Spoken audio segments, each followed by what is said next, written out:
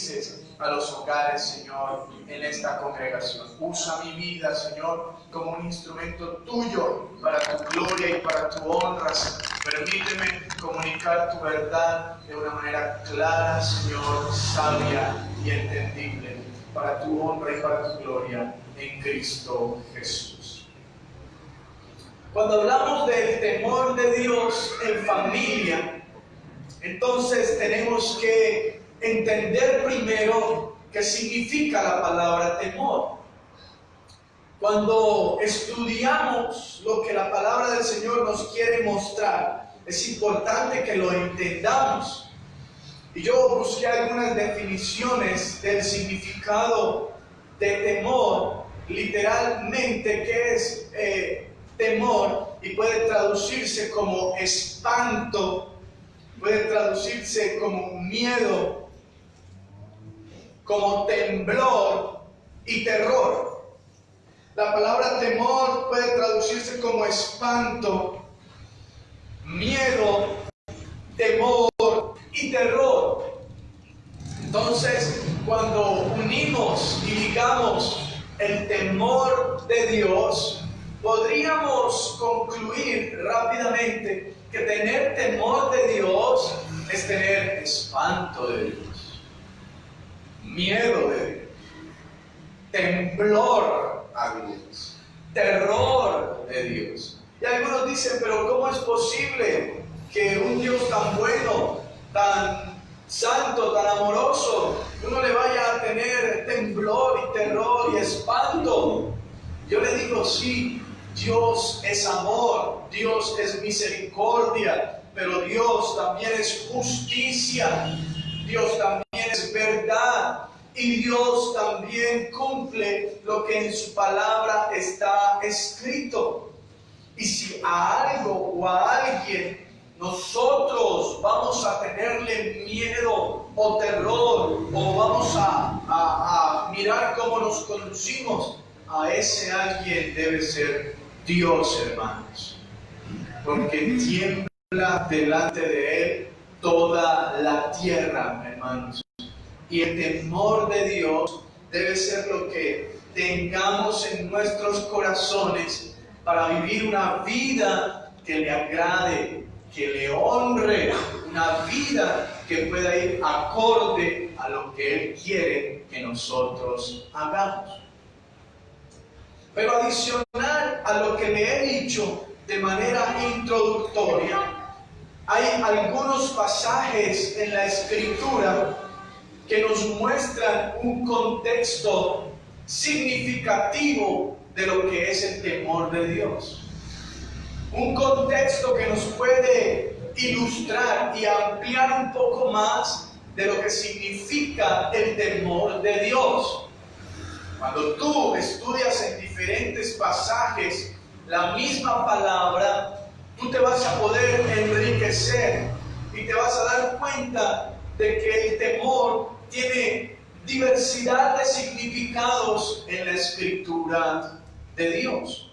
Y lo primero que yo quiero mostrarles en Job capítulo 28, versículo 28, es también que el temor de Dios significa sabiduría.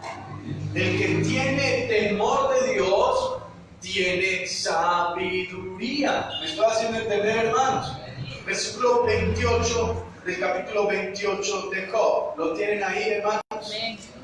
Dice la palabra del Señor: y dijo al hombre, he aquí que el temor del Señor es ¿qué?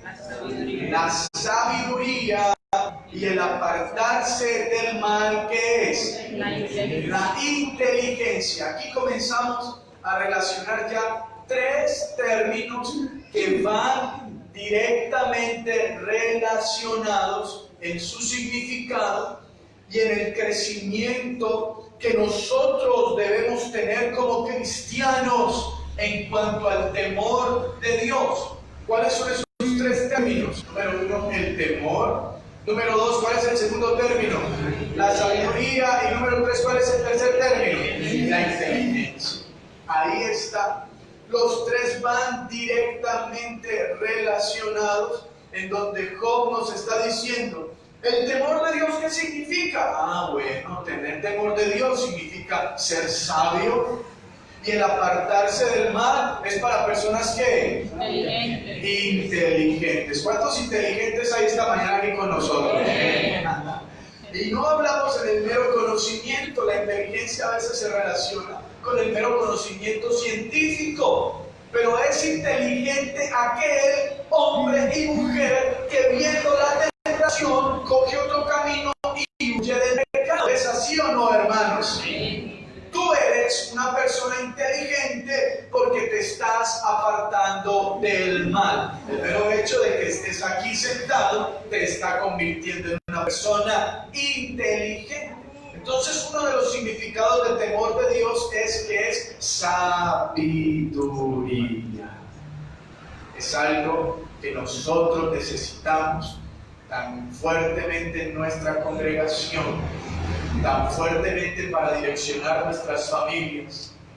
La inteligencia tan fuerte que la necesitamos para educar a nuestros hijos, para saber qué hacer en determinadas situaciones cuando estamos ahí en el diario vivir del hogar. Porque es que el cristianismo se tiene que desarrollar no solamente en la iglesia, sino en el diario vivir de nuestra casa. Y a veces no sabemos qué hacer con determinada situación, con determinado problema, con determinada angustia. No sabemos. Y creemos que no sabemos porque no fuimos a una escuela o a una universidad. Es la excusa que muchas personas cristianas tienen, de que como no estudiaron en la escuela o en la universidad, entonces no son inteligentes. Diga conmigo, eso es mentira. Dígalo fuerte, eso es mentira. Porque la inteligencia va más allá, la sabiduría va más allá del mero conocimiento teórico y científico. ¿Me están escuchando, hermanos?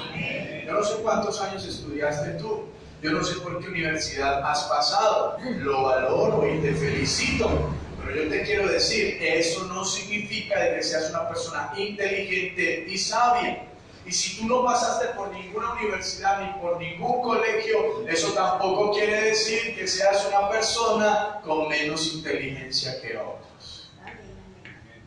Esta mañana me desperté y cuando comencé a meditar en Dios, a meditar en su palabra y a darle gracias, el Señor me regaló en ese momento una ilustración de un hombre que sin tener ningún conocimiento, sin tener ningún estudio y pasando mucha necesidad, comenzó a innovar, comenzó a crear, comenzó a inventar en la plena guerra mundial, en donde no se construían sino armas para la guerra y la producción industrial estaba parada. Él comenzó a ver la necesidad de inventar hornillas para calentar la comida en cada casa de los colombianos. ¿Recuerdan el nombre de este? ¿Alguno lo tiene? Del que le estoy hablando, ¿no? Les voy a decir el nombre de este señor. Nacido en el barrio El Salvador. ¿Cuántos viven aquí en el barrio El Salvador? Yo viví en el barrio El Salvador, nací allá en el barrio El Salvador. Gran parte de mi vida la viví allí en el barrio El Salvador. Tengo mi familia materna y paterna allí en el barrio El Salvador.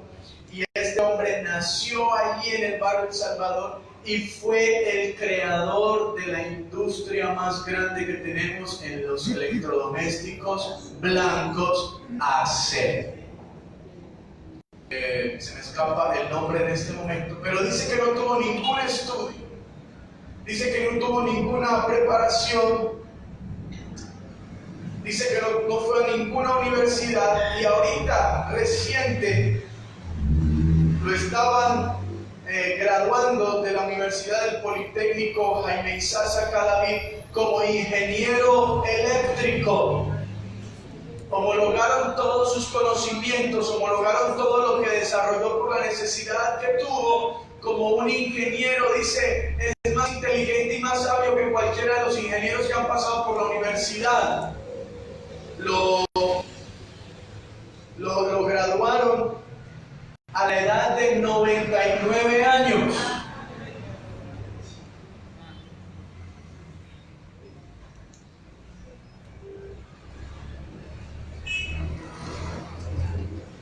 Eso fue ahorita pasado y lo entrevistaron. Usted puede ver la entrevista, no sé si con los muchachos, José María Acevedo. Aquí ya lo tengo. Señor José María Acevedo, fundador de Industrias ACER. No pasó por ninguna universidad, no pasó por ningún colegio, no pasó por ninguna escuela. ¿Y sabes qué lo llevó a innovar, a crecer y a cambiar su estilo de vida? Dice él, la necesidad y el hambre en su estómago.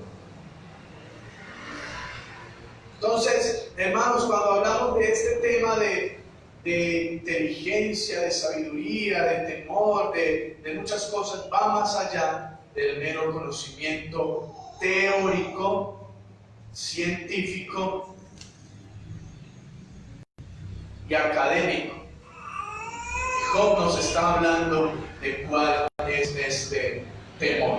Muy bien, vamos a mirar entonces el segundo significado que podemos tener de la palabra temor. Salmo capítulo 34, versículo 6. El segundo significado que podemos tener de la palabra temor. Salmo 34, versículo 6 al 8. Vamos a buscar rápidamente en la Biblia.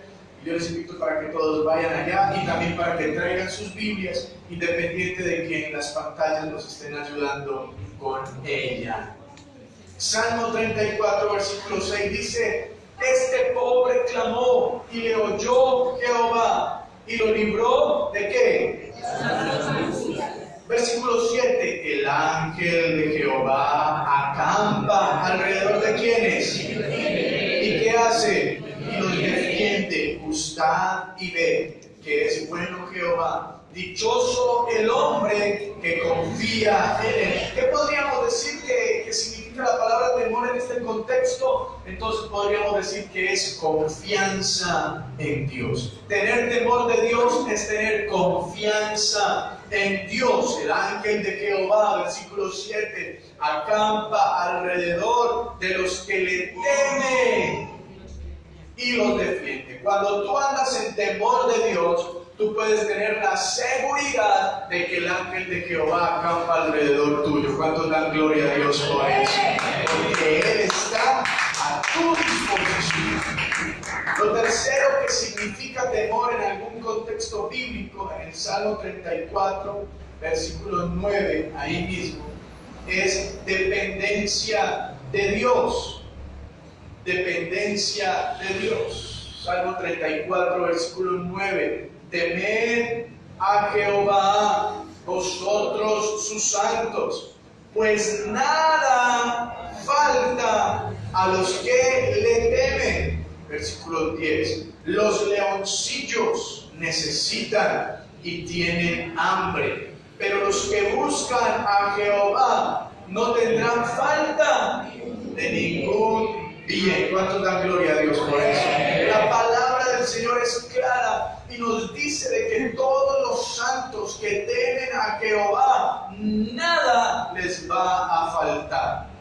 Y nos hace una analogía, una comparación de un cuadro en la naturaleza, en donde los leoncillos que necesitan y tienen hambre, la provisión ellos la van a tener en todo momento por parte de sus madres, por parte de sus padres que los engendraron, los cuales no les van a dejar que falte nada. Yo no sé si usted ha visto esta hermosura de la naturaleza, como la supervivencia que hay entre ellos mismos es hermosa y suplen sus necesidades, responden por sus cachorros. Pero dice, si eso lo hacen los leoncillos que tienen hambre y necesitan, Dios sabe que tú y yo tenemos hambre y necesitamos también. ¿Cuántos creen eso, hermano? Y dice, pero los que buscan a Jehová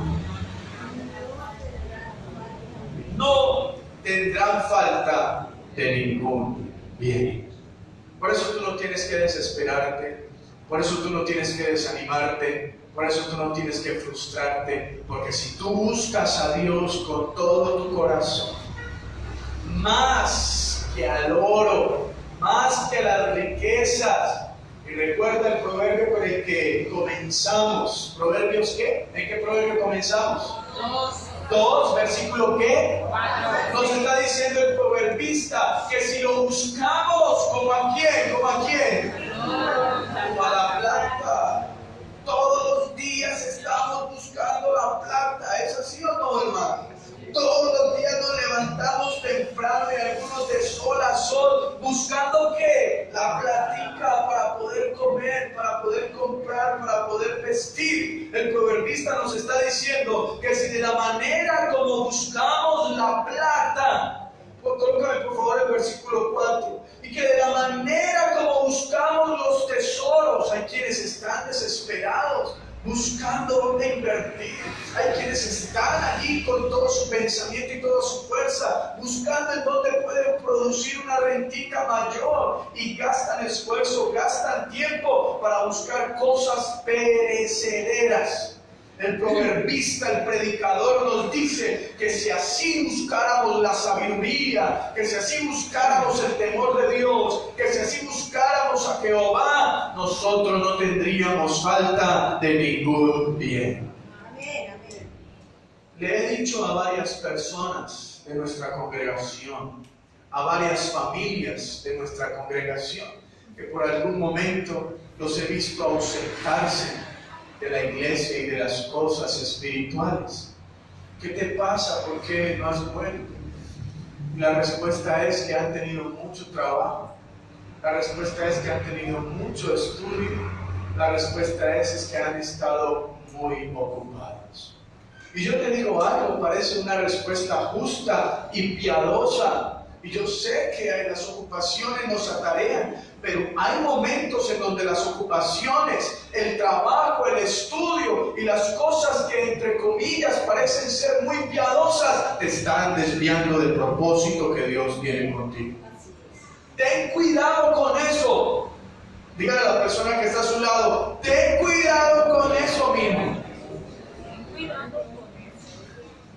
Porque no podemos permitir que el regalo que Dios nos dio con el trabajo, que con el estudio, que con la familia, eso nos desvíe de buscar lo que realmente es importante. ¿Qué es lo realmente importante, hermanos? Dígalo.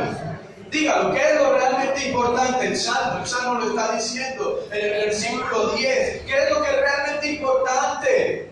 Buscar a Dios con todo nuestro corazón, con todas nuestras fuerzas. Y cuando nosotros le buscamos a Él con todo el corazón, con todas las fuerzas, como la prioridad de nuestra vida, entonces la palabra y el Señor nos dice, no tendrás falta de ningún qué. No tendrás falta de ningún qué. Ese es el deber ser para tú tener la provisión, la bendición y las riquezas. Busca a Dios primero que todo y Dios te dice, no te hará falta nada. No te hará falta nada. Cuando te enfocas en Él, entonces Dios te dice, no tendrás falta de ningún bien. Temor de Dios entonces es dependencia de Dios. Si tú dices que tienes temor de Dios, entonces tú dependes de Dios. Y vamos a mirar otros versículos que nos hablan de temor de Dios. Otro, Salmo 34, ahí mismo. El versículo 11 dice en adelante, venid hijos, oídme, el temor de Dios os enseñaré. ¿Quién es el hombre que desea vida, que desea muchos días para ver el bien? Y nos dice, guarda tu lengua del mal y tus labios de hablar engaño.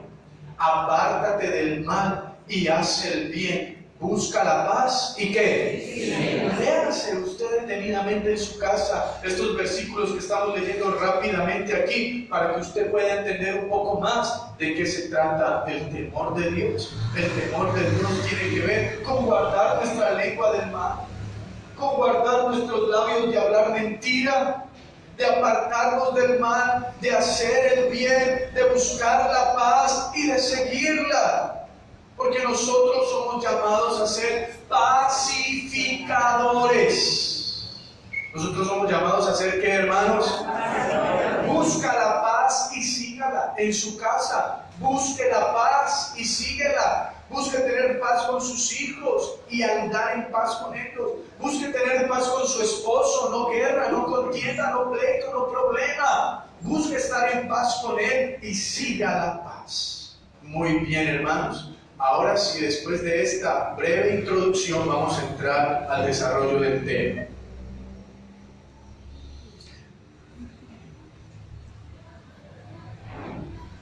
Una de las claves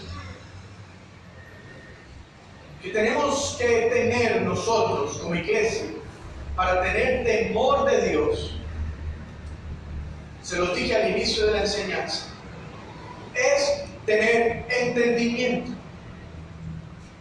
Tener entendimiento es poder abrir nuestra mente para entender lo que está pasando, para entender lo que se está moviendo, qué es lo que está sucediendo. Y ese entendimiento nos va a traer las respuestas que nosotros necesitamos. Para nosotros tener entendimiento, si tú no sabes o no entiendes por qué estás haciendo lo que estás haciendo, entonces va a ser muy difícil que permanezcas en lo correcto. Me explico. Cuando tú tienes entendimiento y sabes del por qué no poner la mano en el fuego es malo, entonces posiblemente tú le vas a obedecer a tu papá de que no pongas la mano ahí en el fogón porque es malo.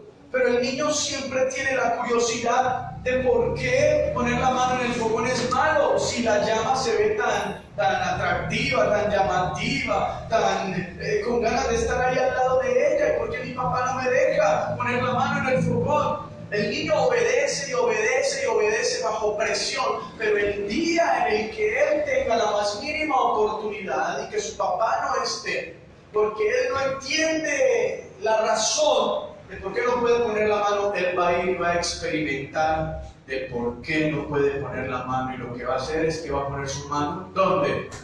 En el fogón. Su padre le dijo no lo hagas, su madre le dijo aléjate, pero quizás el niño no entendió el por qué.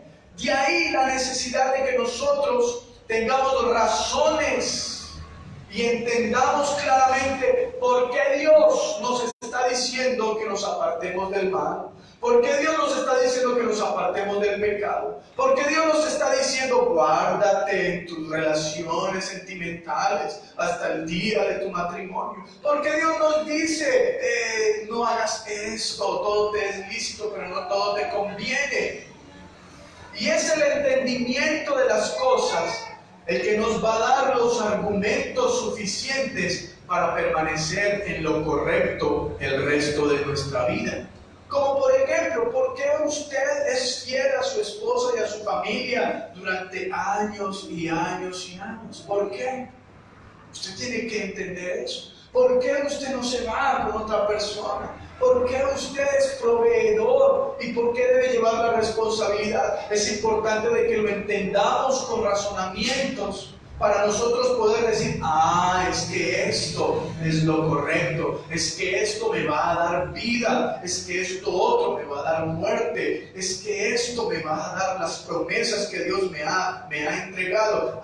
Pero esto otro me va a alejar de los propósitos de Dios. El predicador en el libro de Proverbios nos dice en el capítulo 2, versículo 5, que es importante que entendamos qué es el temor de Dios. Dice, entonces entenderás el temor de Jehová y hallarás el conocimiento de Dios. Para entender el temor de Jehová, nosotros tenemos que entender qué es el temor. El entendimiento va ligado a la sabiduría. El entendimiento va ligado a la inteligencia. Y la sabiduría y el temor están directamente relacionados el uno con el otro. Leamos el versículo 6 de Proverbios 2. Si tú tienes temor, es porque tú eres ¿qué? Sabio, muy bien, hermano. Y si tú eres sabio, es porque tú tienes temor de Dios. Mire lo que dice el versículo 6. porque Jehová da la sabiduría, y de su boca viene el conocimiento y la inteligencia. De la boca del Señor viene el conocimiento que tú necesitas. De la sabiduría de Dios dice que Él es el que nos la da a nosotros, porque Dios es el que da sabiduría. El escritor dice, si usted es falto de sabiduría, ¿qué dice? Pídala a Dios, el cual se la dará a todos abundantemente y sin reserva. ¿Cuántos aquí quieren más sabiduría de parte de Dios? Pídala sabiduría para los negocios, sabiduría para el matrimonio, sabiduría para las relaciones, sabiduría para educar a los hijos. Y aquí dice, y de la boca de Dios viene el conocimiento y la inteligencia. Pero vamos a mirar entonces algunos tipos de sabiduría que no son tan sanos y tan provechosos y que también hacen parte dentro del marco de la sabiduría y del conocimiento. ¿Por qué? Porque hay sabiduría que no proviene de Dios. Y la sabiduría que no proviene de Dios no es una sabiduría sana. Hay hombres en el mundo que son conocidos como sabios, como intelectuales, pero por más sabios que sean en cierta área del conocimiento, no tienen el temor de Dios. Y cuando tú estás lleno de conocimiento y de sabiduría sapiensal, teórica, de sabiduría meramente científica, esto no sirve de nada y vas a estar incompleto. Hay hombres que son los mejores en la medicina, que son los mejores en los negocios. Hay hombres que son los mejores en el deporte, son sabios, pero no tienen el temor de Dios en su corazón. Hay hombres que son los mejores en la Biblia, en la teología, son sabios, pero no tienen el temor de Dios en sus corazones. Cuando la sabiduría se desliga del temor de Dios, entonces la sabiduría no es sana, es incompleta y lo único que te va a producir es destrucción. Vamos al libro, a la carta de Santiago, capítulo 3. Santiago, capítulo 3. Vaya por favor allá. El hermano de Jesús nos indica en su carta, en el capítulo 3, versículo 13, que hay una sabiduría que no proviene de Dios. ¿Lo tiene, hermanos? Santiago, capítulo 3, búsquelo rápidamente. Versículo 13 dice: ¿quién es sabio y entendido entre vosotros? Está haciendo una pregunta. ¿Quién es sabio y entendido entre vosotros? Y dice: muestre por la buena conducta sus obras en sabia mansedumbre. Versículo 14. Pero, esta palabra pero nos está mostrando un contraste entre lo que él nos está diciendo en el versículo anterior, de las buenas obras y las sanas costumbres. Eso nos hace sabios y entendidos. Pero si tenéis celos amargos y contención en vuestro corazón, no os jactéis ni mintáis contra la verdad. Versículo 15. Porque esta sabiduría no es la que desciende de lo alto, sino que es que terrenal, animal y diabólica. Porque donde hay celos y contención, allí hay ¿qué? perturbación y toda obra perversa.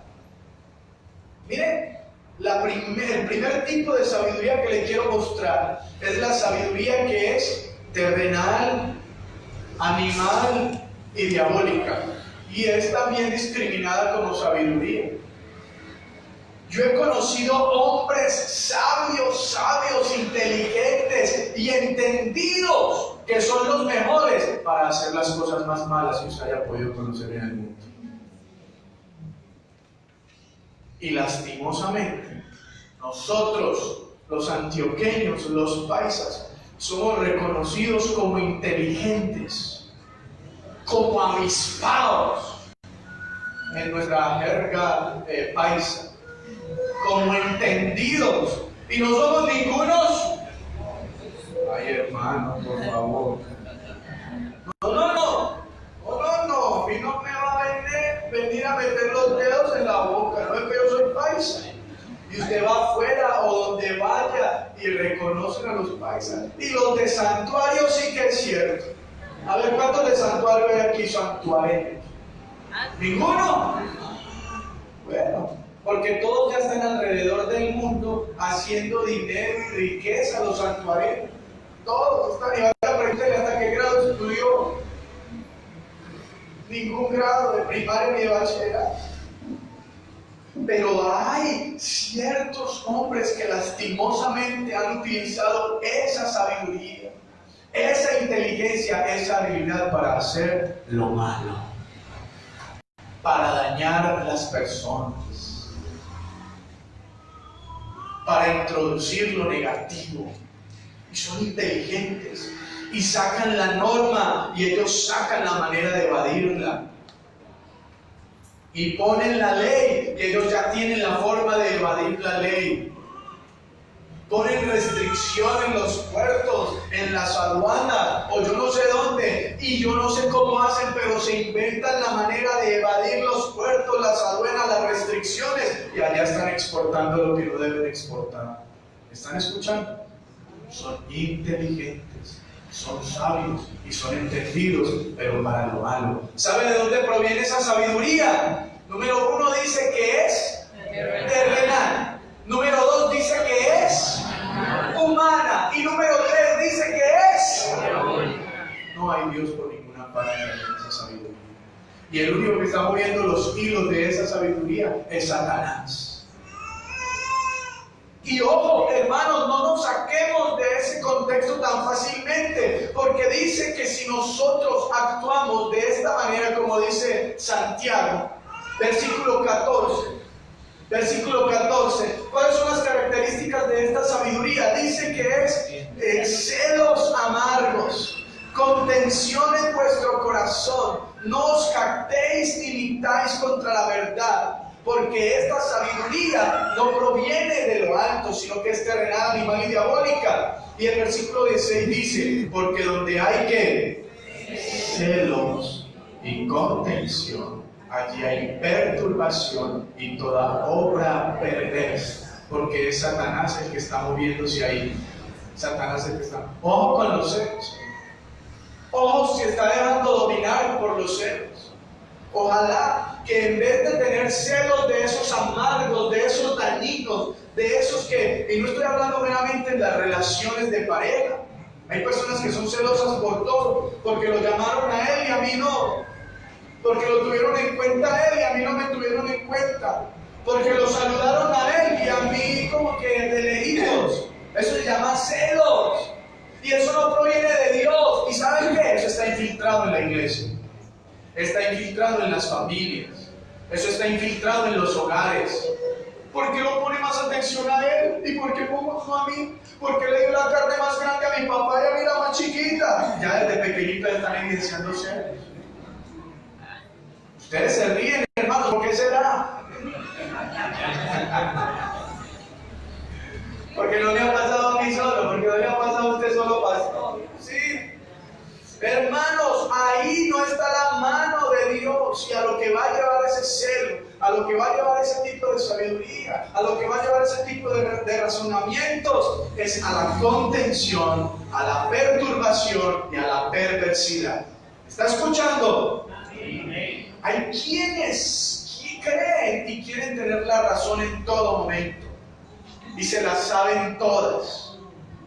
Y háblele de lo que quiera o tengan algún problema y él sabe por qué pasó. Y él es el que tiene la razón o ella. ¿Quién es el que tiene la razón en la casa suya? A ver, ¿quién es el que siempre tiene la razón? ¿Jensi? Ay, Dios mío. ¿Quién? Siempre él o ella es el que tiene la razón. Y usted no puede decir algo porque él es el único que sabe lo que pasó. ¿De dónde proviene esa razón y esa sabiduría? ¿De dónde? ¿De dónde? ¿Del cielo? No. Terrenal, humana y diabólica. Y número 2, la sabiduría también tiene la otra parte. Versículo 17. Pero, diga conmigo, pero. Ese pero, ¿qué significa? Ya les dije qué significa. ¿Qué significa ese pero?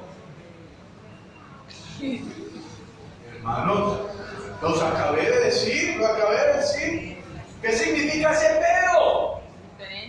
Contraste de lo que está viviendo en el versículo anterior. ¿Qué significa ese pero, hermanos? Ya estamos aprendiendo herramientas de teología. Ese pero es un contraste a lo que nos está diciendo en el versículo anterior. ¿Un contraste de qué? Con los celos, con la mentira, con la contención, con la perturbación. El versículo 17 dice, pero la sabiduría, que es de ¿dónde? Mira el contraste. Ya no es de aquí abajo, humana ni terrenal, sino que es de ¿dónde? De lo alto. La sabiduría que es de lo alto es primeramente ¿qué, iglesia? Pura. Después ¿qué? Pacífica. Después amable. Después benigna. Siga leyendo. Llena de misericordia. ¿Qué más? De buenos frutos. ¿Qué más? Sin incertidumbre. Siga leyendo. Ni hipocresía. Ay, qué belleza. Ya, si terminamos la predicación aquí, fuimos enseñados, instruidos, no por el pastor Mauricio, sino por la palabra de Dios. Amén, ¿o no, hermano? ¡Qué hermosura la palabra de Dios! El contraste y la diferencia que nos muestra entre lo uno y lo otro es súper notable. Cualquiera que lo leyere lo puede entender. Cuando tú tienes entonces la sabiduría de lo alto, ¿cuántos tienen la sabiduría de lo alto aquí? Entonces me imagino que usted es puro, me imagino que usted es pacífico, me imagino que usted es el más amable de su casa. ¿Cierto que sí, hermanas? ¿Él es el más amable? Hermanas, por eso escuché, amén. Sí, para las hermanas. Ustedes me están poniendo atención cuando yo les pregunto algo, hermanos, o no. ¿Ah? No me digan amén a todo lo que yo les pregunte por decirme amén. Hermana, ¿cierto que eres el más amable en la casa? Ese amén lo digo todo. Benigna, llena de misericordia y de buenos frutos, sin incertidumbre ni hipocresía. Y dice el versículo 18, y el fruto de justicia se siembra ¿en qué? En paz, para aquellos que hacen la paz. ¿Y qué tenemos que hacer nosotros con la paz? Según el versículo, el capítulo anterior que leímos en Proverbios, en Salmos. Buscarla y ¿qué más? Y seguirla. Buscarla y seguirla. Entonces aquí podríamos comenzar a hipotetizar y decir, ¿cuál es la sabiduría que tú estás desarrollando en tu casa, en tu relación, en tu trabajo? ¿Cuál es la sabiduría que tú tienes?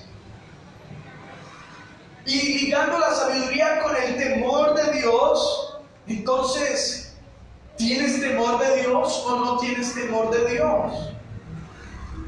Porque si nos quedamos meramente con lo que les dije al principio del significado del diccionario Larousse o cualquier otro diccionario, que es terror, que es miedo, que es espanto, pues nos quedamos cortos con esa definición. Pero si ampliamos el contexto de tener temor de Dios con todo lo que les he enseñado, podemos tener con claridad una respuesta si yo tengo temor de Dios, si soy temeroso o no de Dios, o si estoy siguiendo los principios humanos, terrenales y diabólicos. Volviendo a Proverbios capítulo 2, y a manera de conclusión, miremos entonces qué significa andar en sabiduría y tener temor de Dios. Vuelva a Proverbios 2, capítulo de inicio, y terminemos la enseñanza allí mismo. Versículo 1 en adelante. Proverbios 2, 1 en adelante. Hijo mío, si recibiereis mis palabras y mis mandamientos guardares dentro de ti. ¿Cuáles son mis palabras y cuáles son mis mandamientos? Todo lo que les acabo de enseñar es un pedacito de esas palabras, de esos mandamientos. Si usted guarda y escucha las palabras que la Biblia nos acaba de dar, entonces mire lo que pasa en el versículo 2. Haciendo estar ¿qué? Atento tu oído ¿a qué? A la sabiduría. Si inclinares tu corazón ¿a qué? A la prudencia. Si clamares ¿a qué? A la inteligencia. Y a la prudencia dieres tu voz. Versículo 4, hermoso. Si como a la plata la buscares y la escudriñares como a tesoros. Versículo 5. Entonces les voy a enseñar otra herramienta de la teología. ¿Qué significa esa palabra entonces? ¿Qué significa esa palabra entonces? ¿Quién me puede decir? Como la consecuencia de... Es un resultado de lo anterior. Ojo pues, hermanos, esto les va a ayudar para que sigan leyendo la palabra en sus casas y puedan entenderla y comenzar a ser sabios e inteligentes. El entonces significa un resultado de lo anterior. ¿Qué significa el pero de los versículos que leímos en Santiago? ¿Qué significa? Contraste con lo que estábamos diciendo anteriormente. Diferente a lo que estaba diciendo los versículos. El entonces es un resultado. Dice que si nosotros estamos atentos a la palabra, si inclinamos nuestro corazón a la prudencia, si pedimos la inteligencia y si somos prudentes con nuestra voz, eso es lo que está diciendo el predicador, si usted es prudente con sus palabras, y si usted busca la palabra de Dios, el temor de Dios y la sabiduría como busca la plata, y si la escudriñare, ¿qué significa escudriñar? Profundizar, cavar. Significa ir más allá de lo superficial, eso es escudriñar, como a tesoros. Entonces el proverbista dice, el resultado de todo esto, ¿cuál va a ser el resultado, iglesia? Entenderás el temor de Jehová. ¿Y qué otro resultado tendremos, iglesia? Hallarás el conocimiento de Dios. Ay, no, es que yo porque no sé, yo porque no entiendo, es que porque yo leo, porque a mí no me... Porque, hermano, no has oído, porque no has dado tu voz a la prudencia, porque no has buscado, porque no has escudriñado, entonces no vas a entender nada. Entonces no vas a conocer a Dios. Lo podemos hacer al revés. Si yo me estudio, si yo me escudriño, si yo lo busco, entonces yo no voy a entender el temor de Jehová y tampoco voy a hallar el conocimiento de Dios. ¿Cuántos quieren conocer a Dios acá? Ahí está la manera para conocerlo. Conocer a Dios no es simplemente decir vengo a la iglesia y soy cristiano.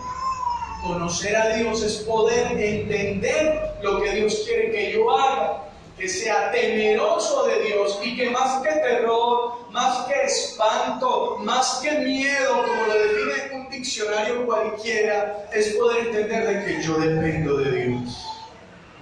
Es poder entender de que yo vivo para Dios. Es poder entender de que yo dependo de lo que Él tiene para mí y yo voy a hallar el conocimiento de Dios. Recibe la palabra, guárdala en tu corazón, oye la palabra, inclina tu corazón hacia la prudencia, clama por la inteligencia. No podemos seguir pasando como necios, no podemos seguir pasando por torpes, no podemos seguir pasando como insensatos. Pide al Señor inteligencia para que tú puedas empezar a crecer. Y si tú das tu voz a la prudencia, entonces tú vas a crecer en el temor y en el conocimiento de Dios. Cierra tus ojos, hermano, y vamos.